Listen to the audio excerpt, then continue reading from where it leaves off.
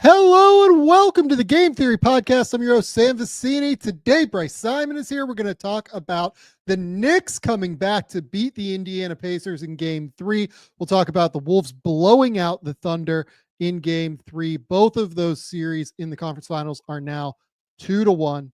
But first, let's hit the music.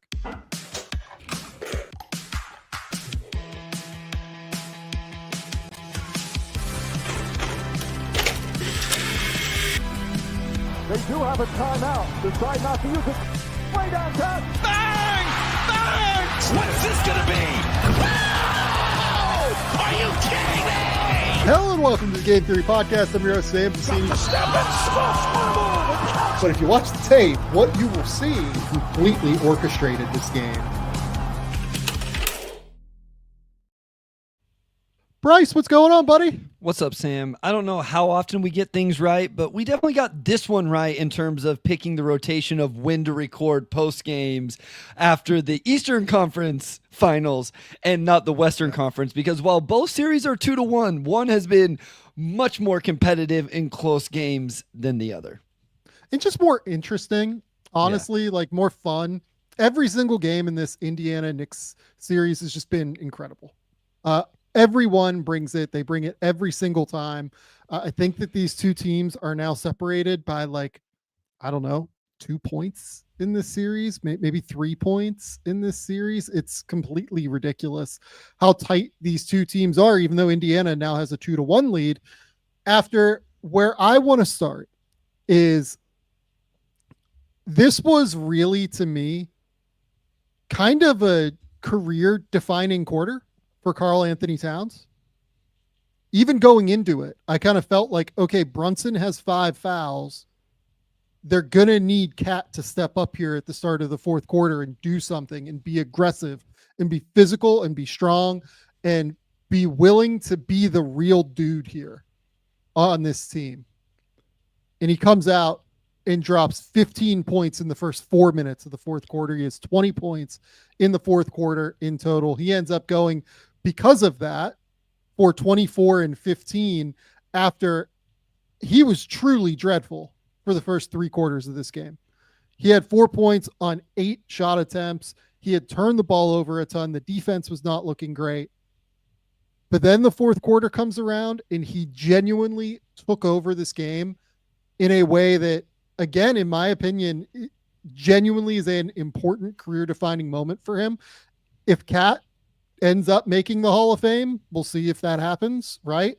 I would imagine that the way his career looks right now, he's probably going to end up right on the borderline in terms of what that looks like after another All-NBA season this year. This is one of those quarters that will play on like a Hall of Fame reel for him, or like is highlighted very early in his Hall of Fame, speech or whatever. This was a massive, massive moment for Karl Anthony Towns. And this is what you need from your second option whenever your first option is, and I know Cat was in foul trouble as well, but when your first option in Jalen Brunson is in foul trouble, and quite honestly, Brunson was struggling just in general, not making shots. Now he made big shots down the stretch, which he's going to end up doing, and he had a few turnovers himself. And what I was impressed with Cat, just really this entire playoff run, whenever he really has it going offensively, and it's not like it's only been in the playoffs, but it's the versatility of his scoring. I think in that fourth quarter, he had a catch and shoot 3, he had a dribble 3, he had post isolations, and he had a backdoor cut that was just perfectly timed with the poster dunk. Obviously got to the free throw line a little bit as well. And that's what stands out to me is when he really has it going, it's not just the threes. It's not just the post-ups. I think that's his, and there was an attack of a closeout as well. Like the versatility of him and his offensive game at his size, when he's hitting on all of it. I don't want to see 5 straight post-ups. I want to see a couple post-ups, and then I want to see a trail 3. Then I want to see him attack a closeout, then get a backdoor cut, then go back to the post. It was really impressive, and the Knicks absolutely needed it. I think where I want to start beyond Cat, though, is that nothing that Tibbs did in terms of the lineups helped or worked. I would say maybe removing Campaign from the lineup and putting in DeLon Wright. I think that was actually a good adjustment. DeLon Wright ends up playing 13 minutes in this game, and he's a +2, whereas Campaign had just been like hemorrhaging points against this Pacers team on the defensive end, particularly. I think that one worked, but like, I hate the two big lineup in this series. You know, we talked about the fact that we didn't like that as an adjustment after game 2, even before he had decided to do it. I mean, they'd given up 158 points per 100 possessions in the 9 minutes that Cat and Robinson played together in game 2. I would imagine the numbers aren't going to look super sweet after tonight either. But what I think did show up in Tibbs's favor, you know, maybe he lit a fire under their ass. Maybe it was just the players taking accountability. Whatever it was, they ramped up the defensive intensity in such a significant way I would say at the end of the third quarter, and really at the start of the fourth, you could really feel it going all the way through the fourth. But that's when it shifted. It had more to do with them upping their defensive intensity and deciding to play more aggressively on the ball, as opposed to, I mean, anything that the lineup changes did. Yeah, like I don't want to hear. I shouldn't say that. I don't think anything with the rotations or the lineup had a huge factor in this. If anything, I was still questioning lineups and rotations in terms of they start the second quarter without Brunson or Bridges on the court, which I've liked the Mikal Bridges lineup offensively when Brunson was out. They ended that third quarter. Like, this is the ultimate, like, small sample size lineup data. They ended the third quarter with Shamet, Wright, McBride, Hart, Robinson. Tell me that lineup should win minutes in the Eastern Conference Finals against the Indiana Pacers, but because Deuce hit big shots, it ended up being okay, and I think they ended up, leaving the third quarter on a run. But it's like, I just didn't think. I hate the two big lineup, because what I said to you and we've talked about was, now you have two bigs trying to get back in transition every single time the Pacers push pace. And now there's two guys that may or may not get cross-matched or whatever. And I'll particularly point out, yes, Mitchell Robinson in the first half, I counted 8 points that he gave up, like, through his own issues, either be it a communication breakdown with Mikal on the first one, him getting cross-matched on Halliburton, and Halliburton drills the three, like things like that. He gave up 8 points in the first half just on communication issues or transition issues alone. It was really, really rough. And I think he's playing too many minutes, Sam. I brought this up after game 2, where it's like you put him through all of these minutes. And listen, I like Mitchell Robinson. I think he's impactful. I think he's important for this series. I think especially with where the Pacers' big situation is right now, which is something we probably need to talk about when we get to their side of things, Robinson can dominate his minutes. But it needs to be like 18 to 22. It needs to be strategic with those minutes. And I don't know that they need to be with Cat in this series. And I just feel like Josh Hart is always the scapegoat whenever something's not going right for the Knicks. He still played 34 minutes tonight. So he didn't start, but he played 34 minutes. They want, whatever. They can start the same rotation. They can start Deuce, whatever. Ultimately, it still comes down to the same guys making the same plays in big moments. And like you said, the defensive energy and effort. And I will tell you this, Josh Hart made a lot of big plays in this game. Cat's first three and over fourth quarter, Josh Hart offensive rebound created that opportunity for him that got him going. He pulled down the big defensive rebound up 2 late in the game and then hit the 2 free throws. And then real quick, the other sequence of this game, Sam, the end of the first half. Pacers are up 20 and timeout. They get an Anunoby layup. They get Anunoby 3 off a, guess who? Josh Hart offensive rebound. They get a Josh Hart bucket, and then they get a Bridges 3-pointer. There's obviously some defensive possessions in there as well, but they get it to 13 going into half. That was a huge stretch late in the first half for the Knicks. Both at the end of the second quarter and at the end of the third quarter. Yep. Both of those runs were, honestly, the reason that they were able to stay in the game, I think. You look at the way that Hart kind of catalyzed the second quarter run, the way that Deuce catalyzed the third quarter run. It was the energy guys in a real way that were able to keep them in this game. And then the energy of being able to get the defense really rolling in the fourth quarter like they did. Like OG Anunoby was showing emotion tonight. Think about that. Like OG Anunoby never shows emotion. He gets attacked by Aaron Nesmith in a like isolation, and just completely walls him up, stops him, swats his shit out of bounds. He like yells at Nesmith. Like it was amazing.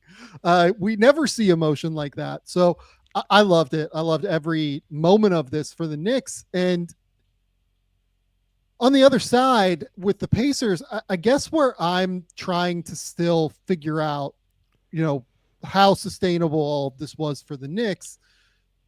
Can they sustain the defensive energy now for 4 more games? That is such a critical piece of this. Are they able to continue to up that defensive intensity, the Knicks, to be able to keep up with the Pacers? Because honestly, in the first half, I felt like the Pacers got an incredible number of good looks and just missed. Like they started 2 of 10 from 3 in this game. They end up going 5 for 25 from 3 in this game.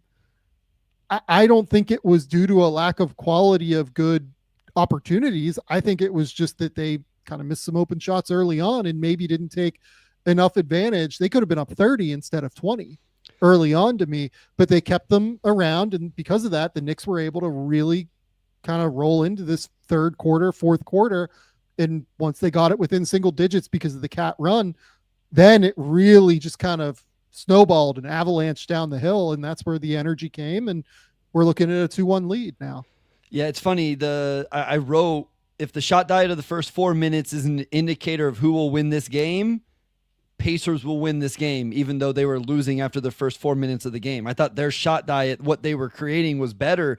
And I thought that stayed true, to your point, throughout most of the first half.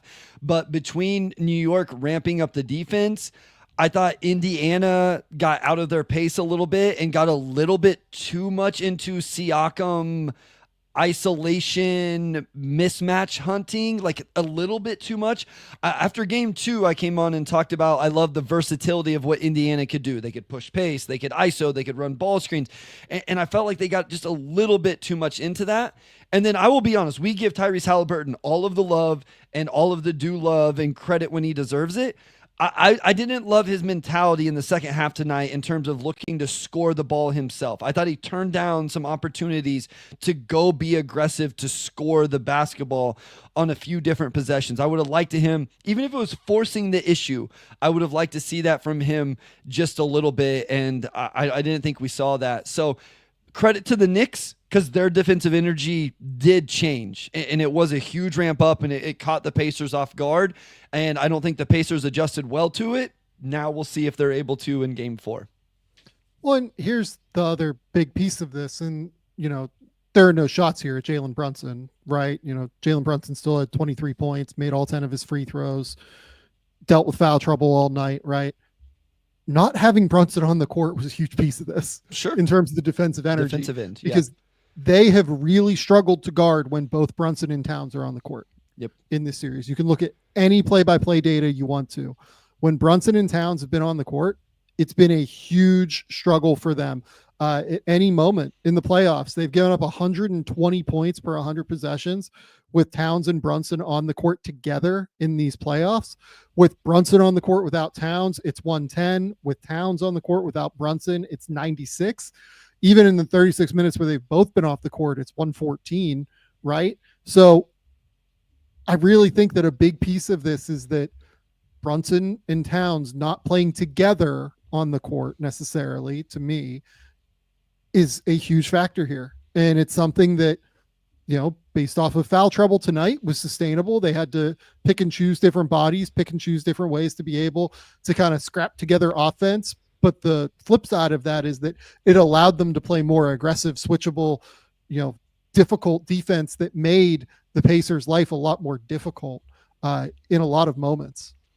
Yeah, and I mean, that's something you can strategically do. We talked about Tibbs not being so rigid with his rotations and his lineups. And I mean, almost tonight, he went the complete opposite way where he was just throwing out all sorts of stuff. And in fairness to him, he changed the starting lineup. And then all of a sudden this foul trouble hit. Like Deuce had 3 fouls in the first half, along with Brunson and Cat getting into their foul trouble. And when that hits, it does throw off some of your rotations and you have to make those decisions within the game. Obviously, you have to play a lot of minutes with Brunson and Cat on the court. But they're going to set at times as well to get some rest, strategically make those so that they're never at the same time, right? Make it so one is out, the other's on, and you can do those type of things. And so you can get just about half the game. Yeah. Even, given their playoff minute totals, not just tonight, but throughout the entirety of the playoffs, Towns plays about 35 minutes a night. Brunson plays about 39 minutes a night. That's about half of the game where if you really wanted to stagger them and switch, you could make it so that only one of them is on the court for 22 to 24 minutes a night. Yeah. So that's where, again, I would like to see that. I'm interested to see where, you can't change the starting lineup now. Like, you just won this game with that starting lineup. But I'm interested to see if we get again, we talked about this. Like, if this is the lineup they think is the right, then fine, whatever. Like, I also want to commend Josh Hart for, you started almost 90 games this year for a team that's really good in the Eastern Conference Finals, and then you get sent to the bench, and him coming in and having the impact he did. But if you want to keep it, that's fine. But again, it's the same idea of what I said after game 2. Then be more fluid with the rotation. Get Mitchell Robinson out 4 minutes into the game. Play him in shorter stints, because the 9 minutes, the 10 minutes straight wear him out, in my opinion. So I would like to see that still in game 2, regardless of what the starting lineup is. I also want to quickly mention from the Pacers side, I thought they mishandled the final 30 something seconds of regulation. They had a dead ball after forcing a shot clock violation and didn't get a shot in the first 12, 13. Like, they had a 2-for-1 opportunity where if they pushed pace, I was shocked that they didn't have something to get a good look early in offense, right? Like, quick hitter, yeah. Yes, I'm not saying force a shot. I'm not saying shoot a 35-footer. I'm saying, where was the quick hitter that's, hey, this is 1 or 2 passes and we're downhill, or 1 or 2 passes, flare screen for the 3, whatever. They didn't really do that. They got under 24, and I was a little surprised, because usually those are the margins that Carlisle wins on that we've really highlighted so far.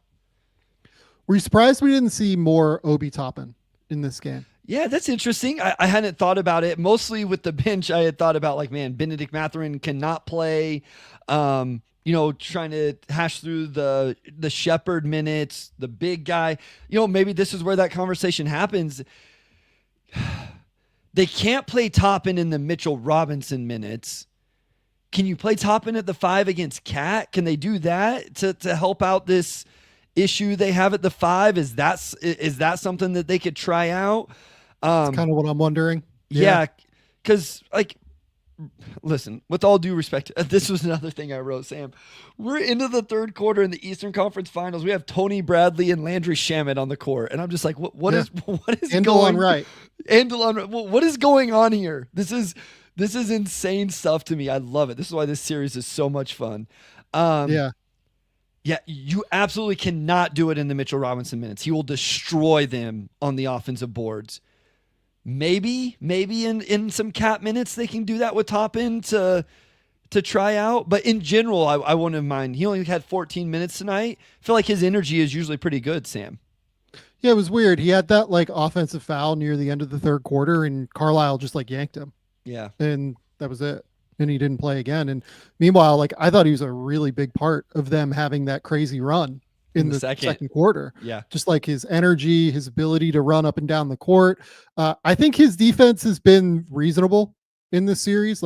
I think that he has brought energy at the right times and blitzed at the right times in order to create havoc plays. And the thing with the Pacers is that they are very much a team that is similar to Oklahoma City, where they can just have these crazy runs where it feels like it's an avalanche going down the hill, and you're trying to run up the hill, bring the ball up the court.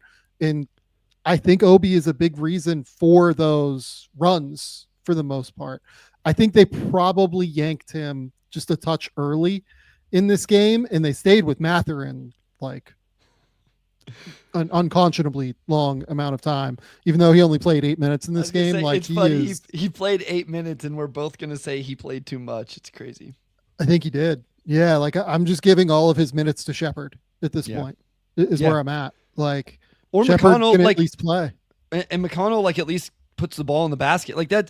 that's the thing with Mathurin is like you have to the defense, the turnovers, the illegal screens, the silliness that and listen, this is the biggest Benedict Mathurin fan you guys are going to find. Like I was a huge Ben Math fan in that class, but like just the silliness doesn't overcome. He has 11 points in 3 games, hasn't made a 3. It just the positive, there's not enough positive impact that outweighs the negative that comes with him being on the floor right now. He's just not a good enough decision maker. He doesn't process the game quick enough, and his defensive court mapping is a total adventure every time he's on the court. Well, he blew one like completely in transition where like he had matched with his guy, but then like initially it wasn't his fault. Everybody else didn't get matched the right way, but you have to recognize that he was staying on the baseline. He was in the spot where you can see and map everything, and he just hugged up to the corner, and I think it was OG. I think got like just a wide open catch and finish at the rim. It's like you have to at least see it. I also want to say like OG hit some big threes throughout the course of the game that like were a part of this as well. Like there's all sorts of little things that go into even being in position for the fourth quarter to happen and Cat's explosion to happen. And OG was a huge part of that as well. I don't want that to be lost, along with how good he was defensively. Made some really nice plays.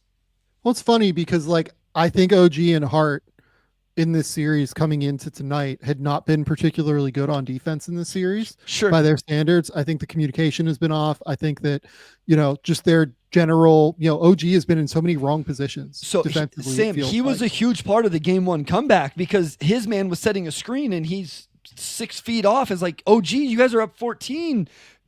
No threes. You can't give up a 3, my guy, in this situation. So I agree with you.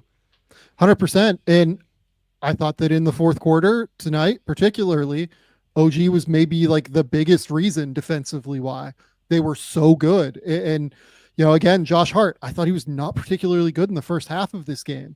He came back with a vengeance and was amazing in the second half. I thought he was outstanding with his energy. I mean, all of the defensive rebounds to close the game. I mean, he was massive, massive, massive for them. And the other piece of this that we do need to discuss is that Aaron Nesmith gets hurt, and this is probably a quarter's worth of basketball. Yeah, I don't remember exactly. Like that. That's what it felt like. Because even when he came back from the tunnel, I kept waiting for him to check in.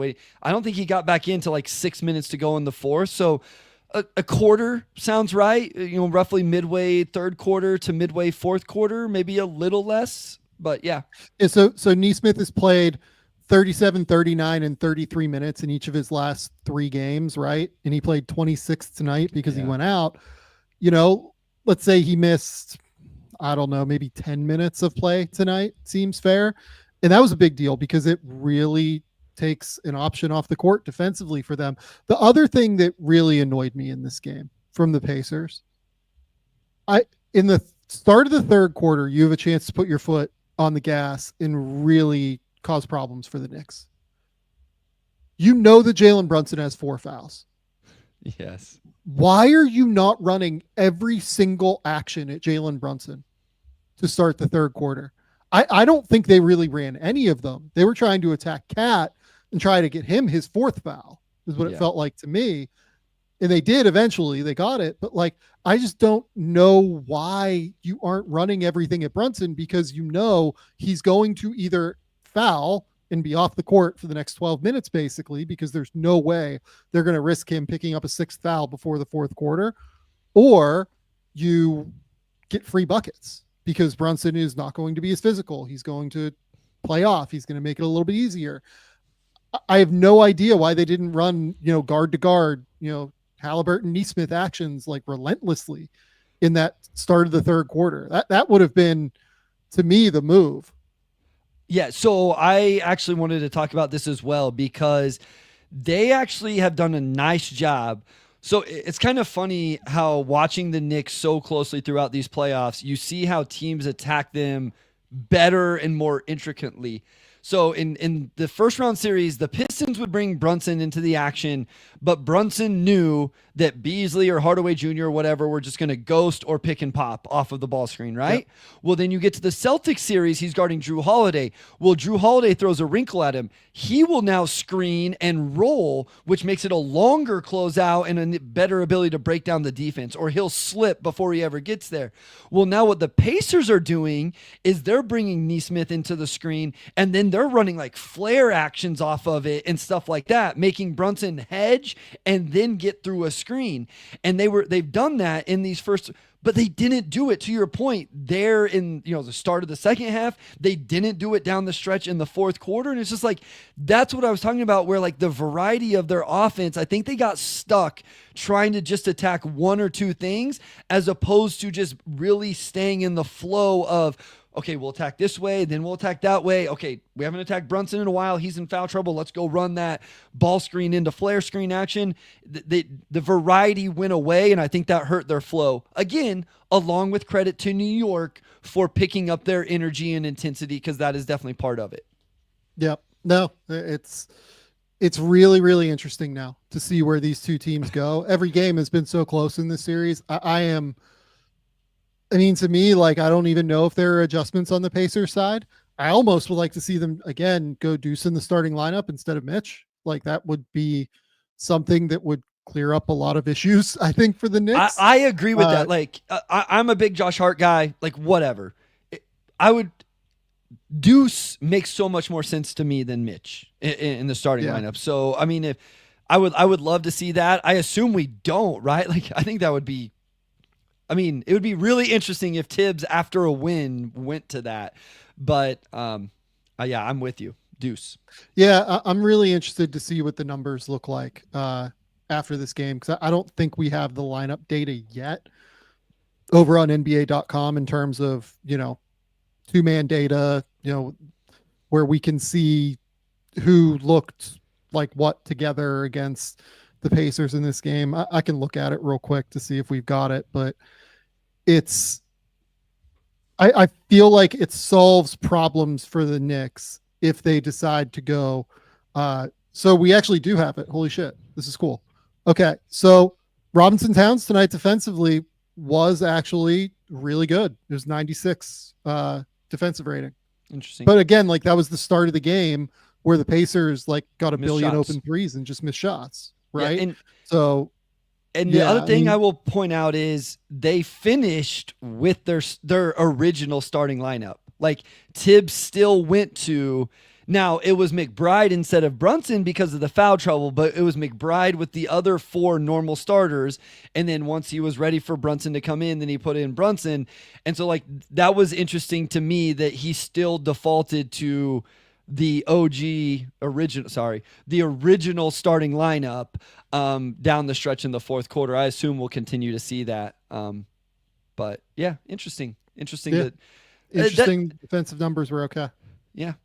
But like you said, like, that's series data. We know this, even series, let alone individual game data. There's so much shooting variance. Indiana went 5 of 25 from 3 tonight, so totally. That definitely comes into play. I will also, they have an issue at the big man position. Like, they got to figure something out with. I love Miles Turner cannot guard Karl Anthony Towns. Like, he just straight up can't do it. And again, to your point, that's why Deuce makes more sense in the starting lineup, because when Mitch is in the starting lineup, now Turner can go guard Mitchell Robinson, and you can put Siakam on Karl Anthony Towns. You have Deuce. Who you putting Turner on if you're trying to get him off of Cat if Deuce is in the starting lineup? So, they gotta, I don't know what the answer is, but they got to figure something out there at the big man spot. Yeah. I don't know if they have the answer, for what it's worth. Like, maybe it's going small with like Siakam at the 5 in the minutes where Towns is out there as opposed to Mitch. Maybe it's, you play Obi Toppin. I honestly think like it could just be Siakam Toppin if Towns is out there without Mitch. Yeah. If Mitch is out there, it becomes a lot harder from a rebounding perspective to do that. But I feel okay with Siakam Toppin out there against Towns OG. Yeah. Like that feels okay to me. Yeah, it's worth trying. And again, this is the defensive end. Like, I still think, Turner wasn't good from 3 tonight. 1 of 6 from 3. He was good inside the 3-point line. But yeah, it just he struggles. By the way, though, like a piece of this for the Knicks too is if you are playing Mitch and Cat together, if you're looking at it from like a chess perspective, right? You make it easier for the Pacers to steal minutes with like Siakam Toppin off the bench. You just if you send Mitchell Robinson to the bench, right? The minute that you do that, you just take Turner out. Yeah.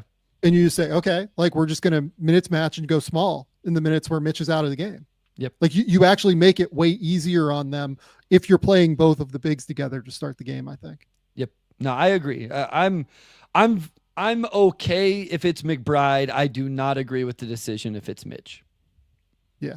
I will be interested to see how Tibbs looks at this now. Yeah. Moving forward, I'm guessing that they just keep the same starting lineup. I would assume so as well. Yeah, I would assume so as well.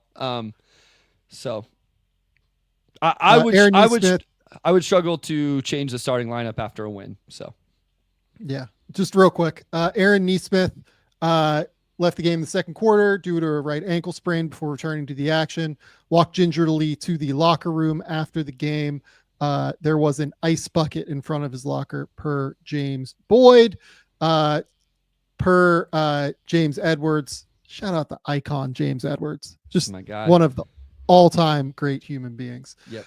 Josh Hart said he had a hand in the decision for Mitch to start. It's something I've been willing to do. Said conversation started around the end of the Boston series. Said he doesn't care how much he plays. I just want to win, is what Josh Hart said. So shout out to James for getting that one and kind of giving us some answers there. Okay. Bryce, that's all we've got on this series for now. I'm excited to talk about it after game 4, yes. But do you have anything else that you feel like you have to get off your chest here? Nah, I think that covered it for now. We're going to get another good one, I hope, on Tuesday. What we do have to talk about though is trade coffee. Shout out to our good friends over at Trade Coffee. Whether you're gearing up for back-to-back meetings, shuttling kids back and forth to activities, or tackling an endless to-do list, your morning sets the tone for it all. That's why it should start with the perfect cup of coffee crafted just for you. Enter Trade Coffee. Trade is the #1 U.S. coffee destination, bringing you fresh coffee from over 50 of the country's top roasters. Trade's experts have taste tested thousands of coffees to curate over 450 amazing roasts. Whether you're new to coffee or you know your favorites, they're going to handpick the perfect coffee just for you, even cold brew for those hot summer days. Just take their quiz. In under 1 minute, they'll match you with your perfect coffee. If that first bag isn't quite right for you, Trade's going to replace it for free until they nail it. Trade's prices are on par with grocery store brands, but the quality is next level. Plus, you're supporting local roasters. It's a win-win across the board for everybody. Right now, Trade is exclusively offering our listeners 50% off your 1-month trial at drinktrade.com/game.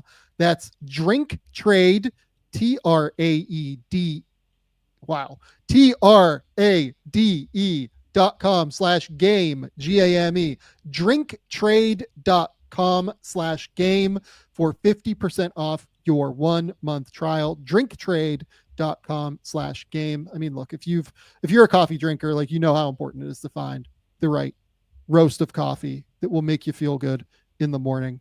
We're huge fans of Drink Trade here over at the Game Theory Podcast. Go support Trade Coffee. Okay.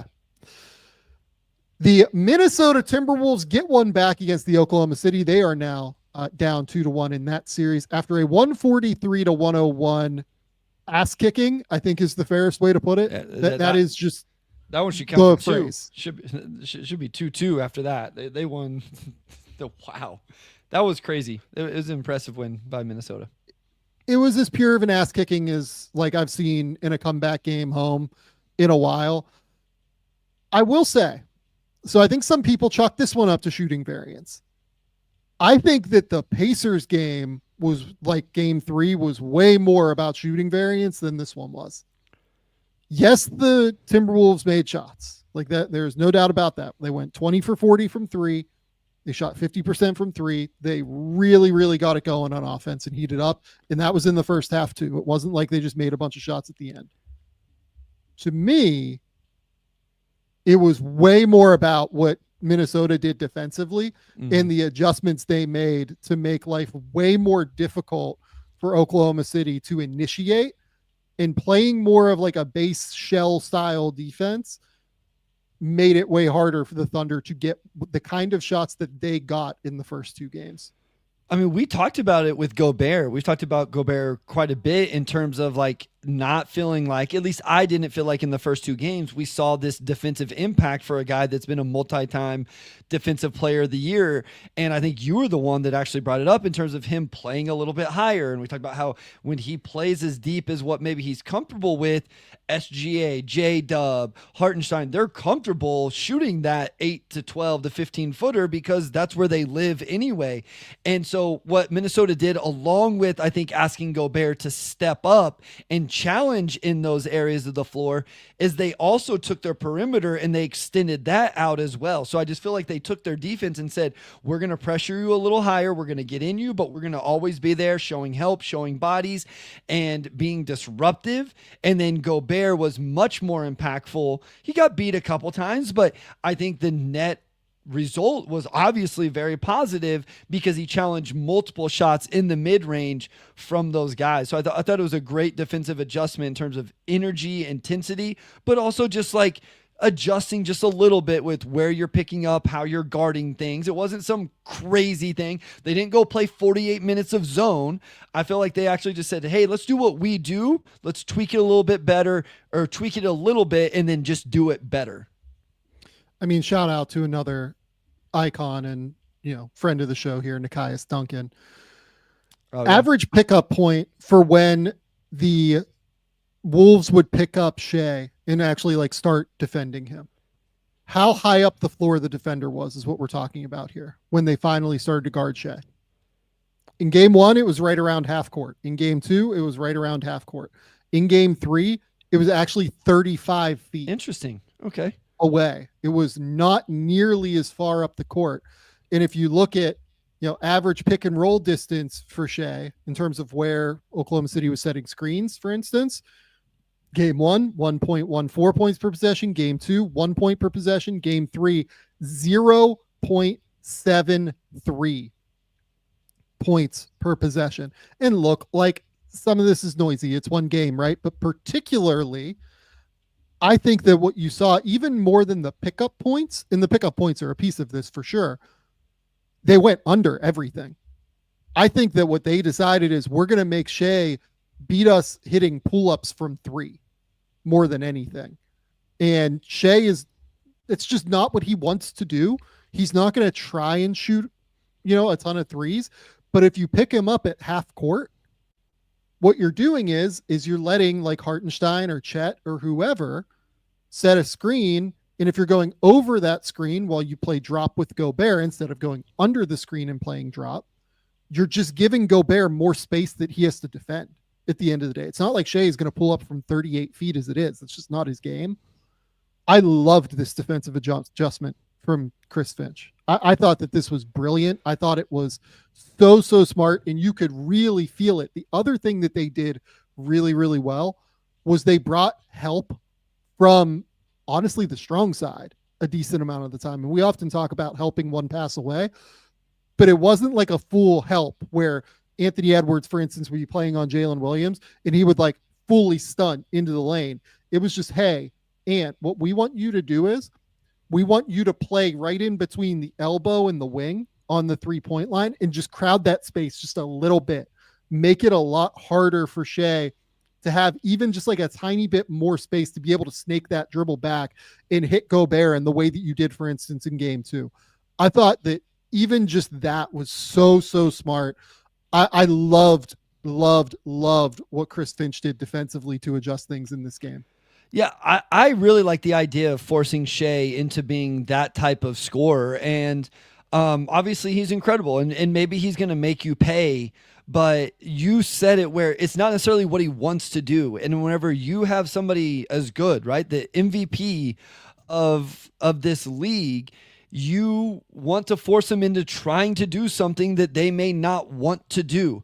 Can you take away their first option? If you can take that away, can you take away their second option? If you can force them into, I think I wrote it in my notes somewhere earlier in the season, like, I wonder what would happen if you just force Shea into taking 12 threes in a game. What would happen? Yep.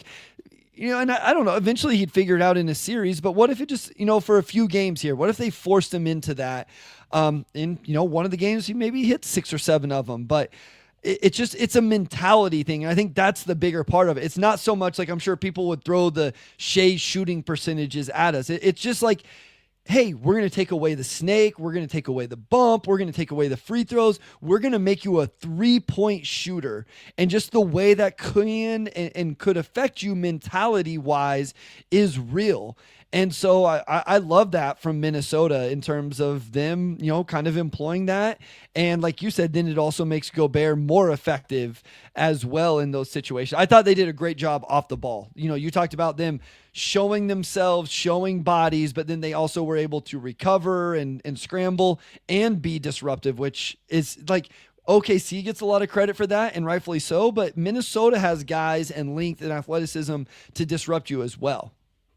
Yeah, and like essentially what this is, it's not like dissimilar from the zone idea that Denver portrayed. You know what I mean? And Denver showcased in that series. They're playing man. It's a totally different concept in a lot of ways. But the idea of what you're doing is you're trying to make Shea beat you from distance. Yeah. At the end of the day, you're playing in more of a shell conservative base defensive structure.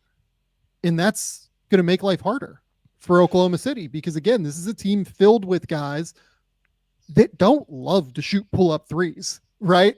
Like, we can talk about, the incredible ability that Shai Gilgeous-Alexander has. We can talk about the incredible ability that Jalen Williams has. The guards off the bench, like Alex Caruso, Aaron Wiggins, my goodness. Wiggins will take some pull-up threes. He'll take threes in general. Cason Wallace is not a guy that loves to take pull-up threes, right? Like, it's a group of players that just generally, it's not their default option, right? So playing more of a base shell style defense, that was really, really like sharp and smart to me. And probably why Dagnall went to Isaiah Joe, right? Like, he's the one guy that does probably want to live in that world. And unfortunately, he wasn't making shots and it didn't end up working. And I think it plays right into what we talked about with Minnesota playing zone. Zone is a good idea if your players believe in it and something that your philosophy adheres to and you've practiced and all of that. It's, again, a completely different level, but I never played zone as a coach, and people are like, well, what do you do against non-shooters? We don't guard them. We play man, but we stand, 5 feet away. And so it's the same idea as, okay, these guys are probably more confident in Finch saying, hey guys, we're playing man tonight, but Ant, instead of playing aggressively in that passing lane, I want you to play over here. And, all of those different things. And it can almost look like a zone at times, but you stay to your man-to-man principles and concepts, which all of those players are going to be more confident in than if Finch walks in and says, okay, guys, 2-3 zone. I want you to, like, Ant may be playing the exact same thing off the ball. It's just he feels more confident because he's playing man as opposed to playing zone. So I thought it was good. Yeah. I don't think I don't think it should be lost that their defensive intensity, energy, production was as good as what it was, and then they made shots the way they did. I think there is correlation between those, in my opinion. And so that those things flow together. And, Anthony Edwards, last 2 games, I know they lost game 2, but, back-to-back 30-point performances, back-to-back 6 assists. He's averaging 9 rebounds a game in this series. And he's gotten better every single game. So I know he had the turnovers snuck back in this one. He had 4, but here's what makes Minnesota dangerous to me. Even though I think Thunder win this series, they can have the best player in this series. They can. Anthony Edwards can be that guy. They can get hot from the 3-point line if you want to talk shooting variance. This was a really good 3-point percentage team in the regular season. And they can get after you defensively. I'm not saying all those things will happen, Sam, but all of those things can happen, and that makes them dangerous throughout this series. I completely agree with you. The other thing that I do want to note just about Ant's offensive performance, I liked that Chris Finch came in and ran a few sets off the ball. 100%. 100%. Like, they had a couple of actions where like they ran him off of like floppy actions, right? And the one particularly that I think got him going a little bit was he came off of like a baseline screen into a pin down from Gobert and flattened out off the pin down. I can't remember who passed him the ball, but it was just like a super simple set. He got a wide open three from the like corner wing, area, and it was just beautiful. And that's the kind of stuff where I'm, if you're trying to make life easier for Anthony Edwards, getting him shots off the ball is a huge way to do it.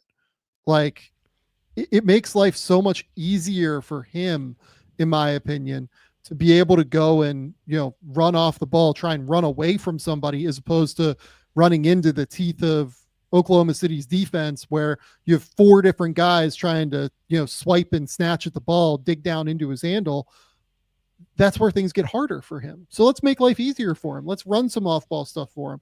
I thought that was a really, really good adjustment too. Find ways to create advantages, right? Like, he does enough off the bounce and the pull-up jumpers and all that. Anytime you can create an advantage before he touches the ball is just so huge. You give him a couple of easy ones. And one other thing I want to make sure we talk about, and I know you tweeted about it, that's why I want to make sure we bring it up. Their response in the third quarter was huge. Whenever OKC came out of halftime and got it down to 22, yes, I believe. And I know people are like, 22? It's like, it's the 2025 playoffs, guys. We know the craziness that can happen. Here's the exact thing. Oklahoma City won game 1 in the second half by 30. Yeah. Like, if I'm Oklahoma City, I'm thinking, okay, we're going to come out and we're going to try and punch them in the face, and we're going to go on a run here to go. And they did. They won an 11-2 run, and immediately Minnesota just shut the door. It was like, nope, we're not doing this today. Not happening. Right back to 29. And, those little things are huge, because not only do you not let them back in and potentially lose a game, and I know the Thunder players got to rest also plenty, but you got to rest your guys, right? McDaniels played 26 minutes. Ant only had to play 30 minutes. So it all builds off of each other in those scenarios. And as opposed to coming out of that timeout, not being ready to respond, and OKC getting it to 15, and you probably have to play it all the way to the end of the game. I thought that was an impressive response after timeout. And this is another one where, like, I hope we get a good game finally. Like, I want to see a close game from these two teams. But I'm interested to see how they respond. Like, this is a great SGA game, right? Because we're sitting here for 10 minutes going, Minnesota changed this, they changed that, Gobert this, under ball screens, can he shoot pull-up threes, etc. It's like, okay, how do you respond? Like, what is he able to figure out now after watching the film today to go into Monday and attack that in game 4? And that's what makes series so exciting, right? Because you can see this stuff, a regular season, you see it happen and then you kind of forget about it. This 2 days later, all right, SGA, what do you got here? And I assume we see something because he's one of the best in the game.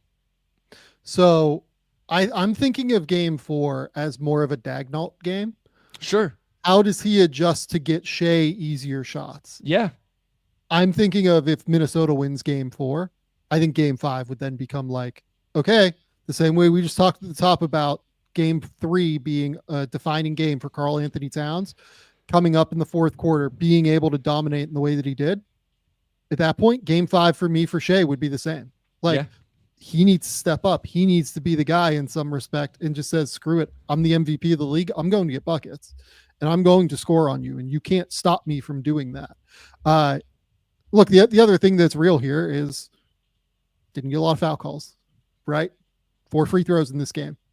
I think that the fact that they played such a conservative defense where they went under everything made it much harder for the Timberwolves to get out of position defensively and put the refs in position to where they could call fouls.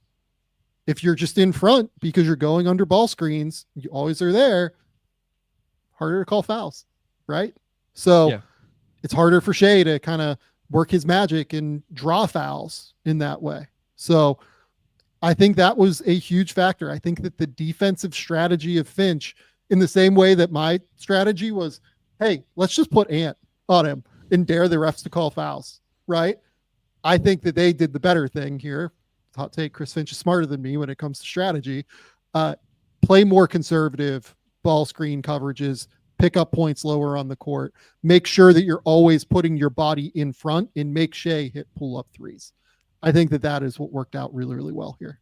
Yeah, no, it worked out well. And again, it's sometimes those strategies, you come out and it surprises a team and it works. And then you see, okay, well, what do they come back with it? And that's where I think you're right with Dagnall is, okay, is the answer for OKC now Shea off-ball actions, right? Because you get him moving off the ball. Maybe you can get him curl into a mid-range jumper, curling off an off-ball screen to get to a spot, because those actions happen a little bit different angles, stuff like that. So it'll be fascinating to see what Dagnall has in response to that. And, also they weren't, Chet 10 points, J-Dub 13 points. I know the minutes weren't great, but response for a lot of guys here in game 4 on Oklahoma City. And then can Minnesota continue to knock down shots, right? Dante, Na off the bench. Also quick, Terrence Shannon Jr. came in and gave a real spark plug to them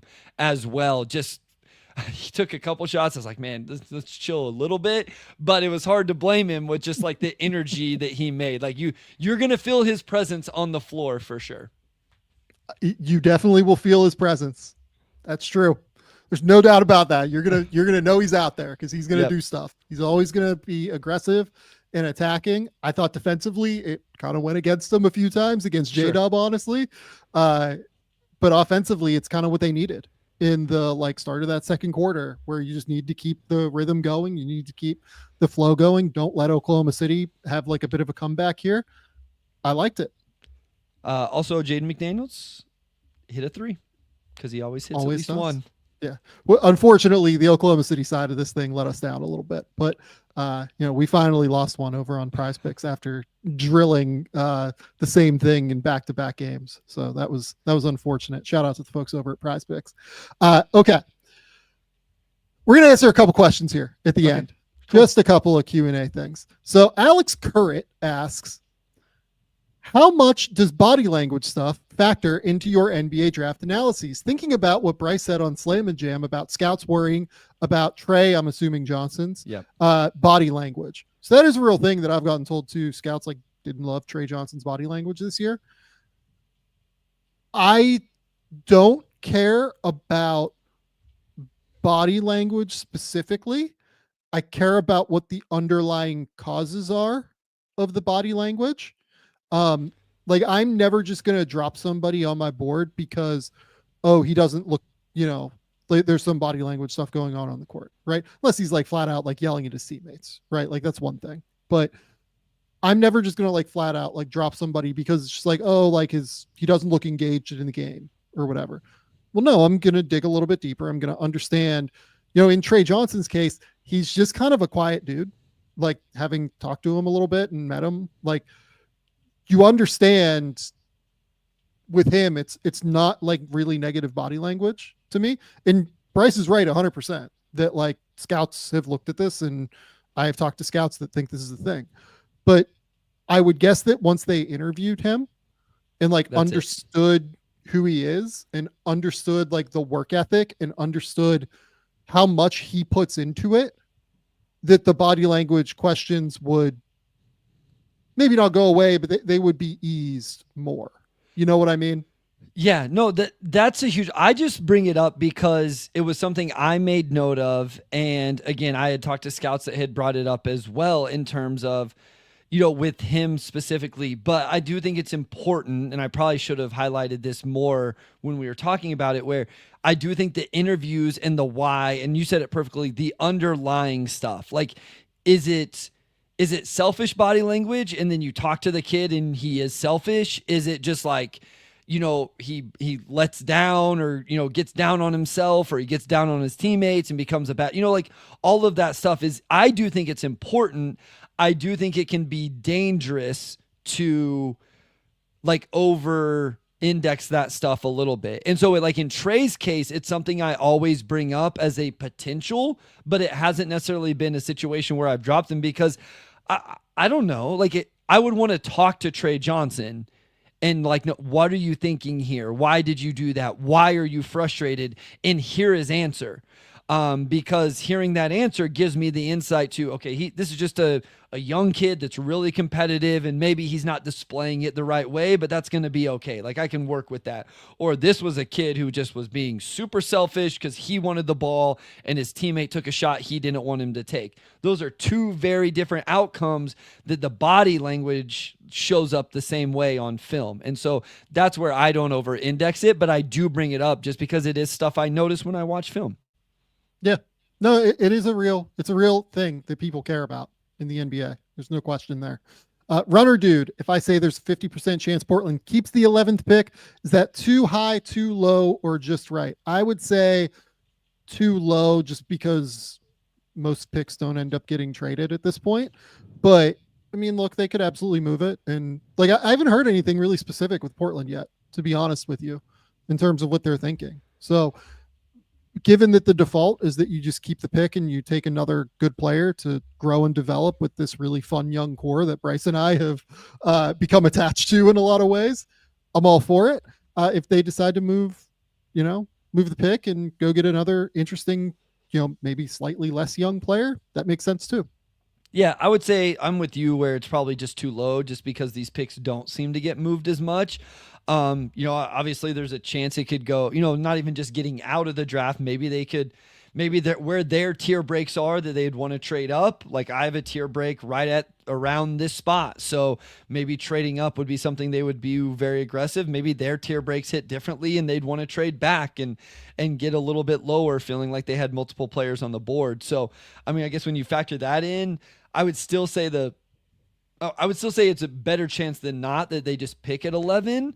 But yeah, I think, like you said, this is a fun team right now to see how they're going to build things out.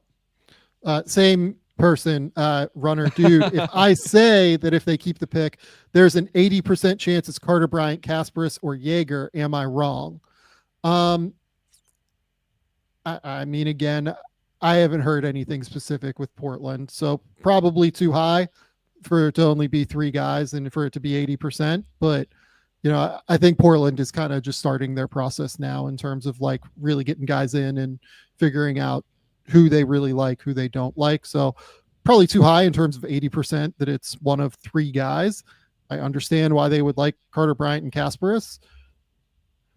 I get the idea of why people think Portland would be interested in Jaeger, given like the kind of traits they have valued previously, and the fact that this is an organization that generally has taken swings on upside, pretty substantially since this new front office got in there. But I'm not as high on Jaeger as that for sure. I talked to someone the other day that brought up Jaeger to the Blazers, and initially I was like, no. And then we got into the whole wing conversation again and all of that. It's like, okay, like, my problem with the 80% there, runner man, is two of those guys are higher than number 11 on my board. So like naturally by that, I'm thinking those two guys aren't going to be available. So now you're just down to one of them. And I'm not completely sold on that guy's being a better fit of the players in the same tier as him for Portland. So Carter Bryant to Portland would be awesome to me. I think a wing group of him, Tumani, Denny within their front court with Klingon and then the back. I think it'd be an incredible pick for them if they can get Carter Bryant at 11. Cedric Howard is rising so high now from Rachel. What is the level of concern about lack of high level competition in major injury? We've been telling you that this was going to happen for weeks and over a month on this show. Basically, from the moment that I saw Cedric Howard work out in LA, I was like, oh no, this is going to end very high. He is not going to Duke. And, he announced yesterday, I'm not going to Duke. Which, by the way, like, from what I understand, was like a difficult decision. Like, the kid really, like, Cedric, from what I get, like, grew up rooting for Duke and like really wanted to go to Duke. It's just like, oh no, I'm going to be a top 20 pick. So I probably have to go be a top 20 pick. Right. What is the concern about lack of high level competition? There's some from NBA teams for sure. that does exist. The fact that he has not performed at a super high level against, you know, decent teams is something that has been brought up to me for sure. So if you go and you look at Ken Palm, right? I did the Cedric Howard draft guide profile finally last night, so I can kind of look at these things. He played 7 games last year against tier A or B competition and had a 52.5 true shooting percentage, right? And largely that was because he just didn't shoot well from 3 in those games. He went 7 of 29 from 3. This is a guy that's drilled 38% from 3 over the course of his collegiate career, drilled 40% from 3 in the limited attempts he took this year. He's a consistent like 84% free throw shooter. There's not really a reason to not buy the shot. So I would imagine that that's just like kind of a variance thing that he hasn't shot well against good teams, especially just being that it's only 7 games. But yeah, I mean, look, there's always a level of concern whenever you talk about this. The thing is, though, that this is a draft that does not have much in the way of upside. And I think that people are looking at a kid that is 6'5" with a 7'2" wingspan, who is a improving athlete as he continues to grow into his body. The tape doesn't like always show that athleticism, but I think he's gotten more athletic since we last saw him on tape, having like seen him in person. Look, it's a tricky thing. He's a very tricky prospect. I think he goes higher than what, you know, I think he goes somewhere in the top 20. I don't, it could be as high as, I don't know, like 8 or 9. It could be, you know, somewhere in the top 20. We'll see where it goes. Yeah, I mean, I think that's the thing with him is what Rachel brings up is exactly why he's a tricky prospect, right? And sometimes it plays into their favor because like there's this mystery around it because you see the frame and the wingspan and then some of the numbers. It's not like we don't have games to watch. It's just a lot of it was in the Big Sky and we only got a sample of it at Washington State. So I think that's fair. Obviously, I would feel like it would be an easier evaluation and I'd feel more confident in my evaluation if it wasn't, or if he would have played 25 more games at Washington State this year. But we still do have a lot of data on him, like you say, to buy into the shooting and just games in general. Like we've, you know, Dylan Jones got scouted out of the Big Sky, you know, so like you can do it, you know, Damian Lillard, right? So, and the major injury thing, like I haven't heard any talk of like that being a lingering issue. So I think that's, and it was a shoulder. It was a shoulder. Right. Yeah. So I mean, I'll pull it up while we're talking. The shoulder injury was that oh, this is annoying. This thing decided to freeze on me right as I was looking. Okay. So it was a articular cartilage tear and a partially torn labrum is what it was. From what I know, teams are comfortable with it, but I think that they are still getting like information on medicals right now from like the combine and everything. Gotcha. So we will see if that stands long term. The answer is we will get more information on the injury and how comfortable teams are with it. Okay. From Nick, I really like Derek Queen after watching a few more of his games. Some people compare him to Jahlil Okafor. Is that fair? I think Queen will end up having a similar role to Julius Randle. Just nowhere similar, you know, in terms of frame to Okafor. Okafor was like 6'10" with a 7'5" wingspan. Queen is like 6'9" with a 7-foot wingspan or so. I think Queen is a little bit more versatile, is a ball handler and off the bounce. I think Okafor had a lot more of that to his game than what people like to remember with him just being more of a post big, but he was just way more of a post big. Yeah, that's what I was going to say. That was my initial instinct was Queen has a more, I was trying to explain this the other day because I couldn't get the right comp. I was just like, he can face up, he can attack you off the bounce. And like that's the upside of his offensive game is like he's just going to attack those mismatches. But again, you bring up the frame and the size and the wingspan. I've had that expressed to me multiple times now that the measurements at the combine were not encouraging for a lot of people whenever you stack up his measurements to the average center. And I think it was like like pretty much average for your average 4-man. And so I've heard that quite a bit coming since the combine. And for what it's worth, most teams kind of had that. Like I had his measurements before the combine. Like I'd been told them, and they were what I was told. Yeah, and so that's one where So. this is like one where the film lied to me. You know, like I had seen Coward in person. I knew the wingspan was going to be ridiculous. I'd watch like Rasheer Fleming. I knew the wingspan was going to be ridiculous. Watching, I thought Queen's wingspan was going to be good, and you immediately like pushed back, said, "No, Bryce, I think you're going to be wrong there." And obviously, it played out that way. So that's where the film was deceiving for me, thinking that it was going to be a positive wingspan when it didn't end up being so. From Shane, I left this comment idea on the Sixers offseason preview. Any thoughts on Toumani Camara as a target for Philly trading number 3, cost controlled, and some rumors the Blazers will listen? I have no idea why the Blazers would trade Toumani I was going to say Camara. the Blazers should stop listening then. Yeah. What are these rumors? We're going to hit Google real quick while we're talking here and see if these are real rumors. That is something that would be pretty staggering to me if they would listen to Toumani Camara trade. He is very, very good. Jovan said that Jovan Bua, who's my colleague at The Athletic, said, he said that the asking price for Camara in a theoretical trade is exceptionally high. It would be something like 2 first-round picks for Camara, in that he thinks Portland would say no to Dalton Knecht and a first. So he basically was pouring water on the idea that like Camara was an option really for the Lakers. So I wouldn't really even say that those are rumors that Jovan is saying.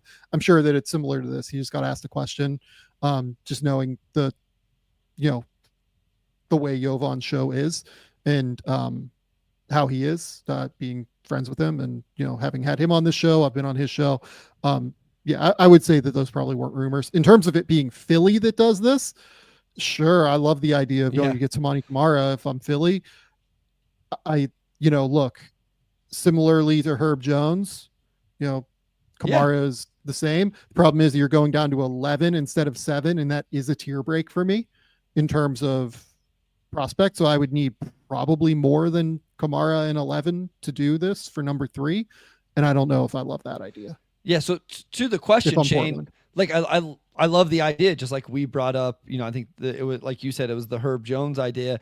And I think we both said that like for New Orleans, maybe not something we would do. I would not want to do this if I was Portland, but if Portland was in love with Ace Bailey or VJ or, whoever, then if I'm Philly, then sure, right? Because adding Toumani Camara would be awesome. But as most listeners know, I am probably the number 1 Toumani Camara fan and supporter and pusher of him being a good basketball player. But I like the idea. Like it's an interesting idea. I just don't know if I'm Portland, if I want to spend Camara plus something else plus 11 to get up to number 3. Sure. Okay. From Alexander, what are your thoughts on Rocco Zikarsky? He's 18 years old, 9'7" standing reach and good athleticism. Offense is rough, but with how important rim protection is, I could see him being a steal in the second. Honestly, I just think he's choosing to enter the NBA too early. I've been pretty clear about that from the jump. Like he would, on draft day next year, he will still be 19 years old. And I find it very unlikely that unless he is like a stash, like if he was to come over to the NBA immediately and be on like a 2-way deal, I find it very unlikely that the first team that has Rocco Zikarsky would get the most value out of Rocco. Yeah. I think he's just like really, really far away at this point in terms of where he has to get to. I think he has the right mindset. I think he wants to improve. Like I've talked to Rocco, quite a few times at this point. I like Rocco. I really actually desperately want him to succeed, to be honest with you. I worry that the first team that gets him probably won't get the best out of him, maybe is the way to put it. So I don't know that I would be like super enthused about selecting him necessarily if I was an NBA team. Yeah, no, that's a good point, because like I said, in the second round, he is an interesting flyer, but I'm with you where it's just like, I haven't seen enough. It's too raw. I'm excited about it, but yeah, if I don't feel like I'm going to end up benefiting off of it whenever it does happen when he turns 20 or 21, then that makes it a little bit harder for me. So if I was going to take him, I would want to have that. Like, I'd want to know. So, Yeah. exciting, interesting player. It's just like you said, it's definitely a year too early in my opinion. Yeah. I mean, again, he would be 19 on draft day next year. Yeah. Like, it just feels. I've watched every minute the kid's played in the NBL. It's going to take some time. He's also dealt with a number of injuries. I don't think we've seen the best of him yet either. At this point, like, in just like minor stuff that like keeps popping up, right? Like his knee will, he'll sprain a knee or something and it'll keep him out for a minute, right? So the tape is not great. I think that there are reasons the tape is not great. I think he does have a real amount of potential moving forward. Like, if we look up when he's 25, 26 years old and he's like a real, like, useful top 40-ish center in the league, that wouldn't blow my mind. But like, we're still 8 years away from him being 26 years old is the thing. Like, Yeah. it's just going to be very early and it's going to be a real process, I think is the way to put it. Okay. Anything else here? Well, we did the Cavs preview, so let's answer this one real quick too. Does Evan Mobley need to become a bigger part of the Cavs offense? He only averaged 11 shots per game in the playoffs. If they trade Darius Garland, probably needs to. I mean, I guess I didn't find myself watching Cavs games going, man, he's not getting enough usage. I thought he had the right usage for his offensive growth at this point in his career. Yeah. Now, him continuing to grow, and if Evan Mobley can be that actual number 2 guy behind Donovan Mitchell, sure, that would be absolutely ideal. So I guess to answer the question, I do think that would be good for Cleveland. I didn't find myself feeling that way during these playoffs based on where I think his offensive game is right now. Just like trying to figure out their salary structure, cash flow, ability to retain players and keep the roster together. Probably yes. Like, at some point in the next 2 years, we'll probably have to be like a 23, 24 point per game guy. Yeah. I would say. Because I think it's going to be hard to like retain Garland on like a 30% max, right? I think it's going to be hard to, keep all of these guys together. Oh, and keep Jared Allen, right? Like, and they have like the DeAndre Hunter thing on their books still. Like, it's tricky to me because I agree with you. I think that the role this year was like basically perfect. Yeah. In terms of they gave him a little bit more freedom to be able to create off the bounce. I think they got him in more advantageous situations throughout the course of the year. And I thought that they gave him real freedom from 3 as well. And he drilled 37% from 3 on 3 attempts. But I also don't know if he's like totally there yet in terms of like the best way to be able to create shots is to either be able to like leverage your ability to get to the rim and use your long strides to just beat guys off the bounce and finish through contact, or to be able to make pull-up shots and create pull-up shots. And like, I don't know if he's there yet either. So he's like kind of in the middle right now. He's still only 23 years old. I would imagine that this is going to get better over the next 2 years and could grow into like being a bigger part of their offense. But,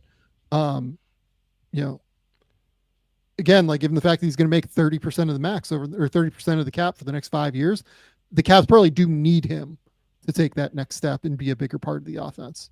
Yeah, I mean, just looking at his efficiency numbers in terms of 56% from the field, 37% from 3, like that stuff's really, and it was even better in the playoffs. Like, to Rachel's point, I assume this is why she's bringing it up. He shot 59% from the field and 45% from 3. And I guess maybe that's why for me, it felt like he was right in the exact role he should be in. So I think absolutely next year you look to see if you can push the envelope in terms of the usage and the attempts while keeping that efficiency, right? Like, you want to find that breaking point. Kind of like Jaren Jackson Jr., I feel like, took that jump and found that. And so I could see that for him next season. Again, I just didn't feel that way this year, but maybe I was a little slow to get to how much he had grown on the offensive end. Just a few questions here at the end. What do you think of Hunter? I assume DeAndre Hunter moving forward. What should Denver do? Their owner says they're going to run it back because they went to 7 with OKC. In your views, what routes do the Memphis Grizzlies have to be able to get meaningfully better, especially now that Jaren Jackson did not make the All-NBA team?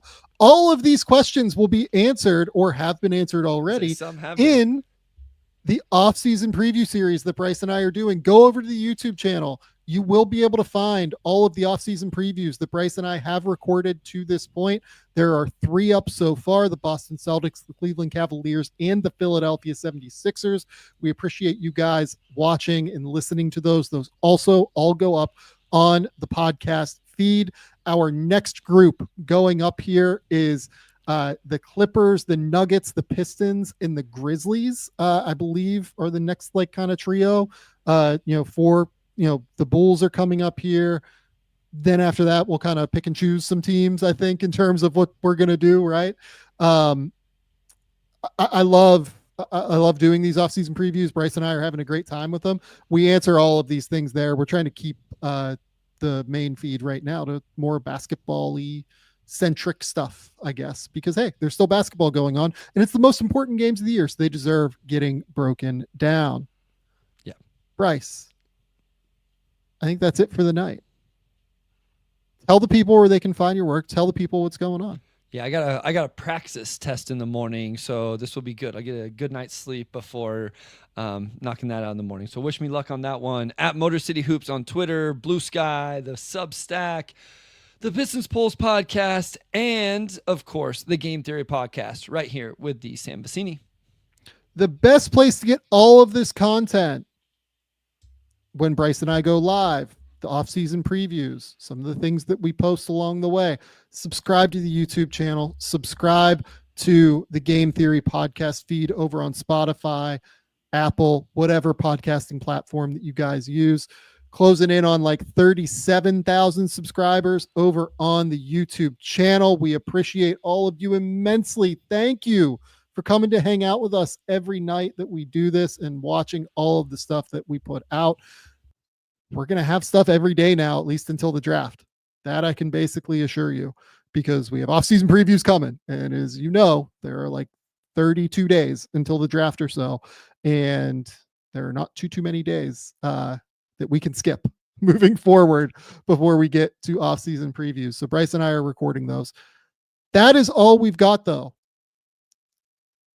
Go subscribe to The Athletic. Keep me employed over there. You will have Draft Guide at some point in June. I am closing in. My goal is to be done this week, having written the Draft Guide. That doesn't mean it's coming next week. That means that there's a lot of things on the back end that need to get done after I file everything. But I have officially filed all of the top 55 guys at this point for the Draft Guide. So we're really closing in on some of the lower end.